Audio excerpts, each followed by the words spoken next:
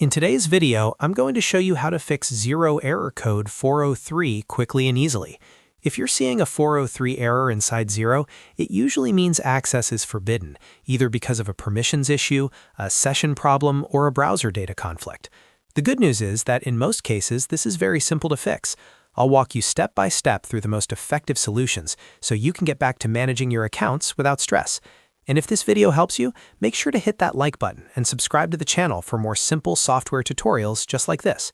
Now, let's jump right in. The first and most effective fix is what I call the switch and sync method, especially if you manage multiple organizations in Xero. Start by logging into your Xero account. Once you're on the dashboard, look at the top left corner of the screen and click on your organization name. A drop-down list will appear showing all the businesses connected to your account. Now, select the correct business that you're trying to access. If you realize you're already inside the correct organization, here's the trick. Switch to a different organization temporarily, wait a few seconds for it to load, and then switch back to the original one. What this does is force a session refresh in Xero's system. Sometimes the 403 error happens because your login session hasn't synced properly with the organization's permissions. By switching away and back again, you refresh that connection. After switching back, try accessing the feature that previously gave you the 403 error and see if it's resolved. If you're still seeing the error, the next thing we need to check is user permissions.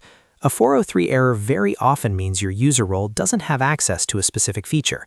Again, click your organization name in the top left. From the drop-down, go to Settings, and then click on Users. You'll now see a list of all users for that organization. Click on your own name to open your user profile. Carefully review the permissions assigned to you. For example, if you're trying to manage bank feeds, make sure Bank Account Admin is enabled. If you're trying to access reports, ensure the Reports permission is ticked. If the required feature is not selected, you'll need an administrator to update your permissions. Once the correct permissions are enabled, save the changes, refresh the page, and test the feature again. If both of those steps don't solve the issue, the problem may be related to your browser data. Many people clear browsing history but forget to clear site data, which is different.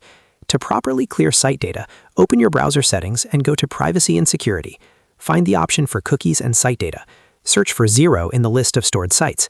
Remove all stored data specifically related to Xero. This clears cached permissions and stored session tokens that can sometimes trigger a 403 error.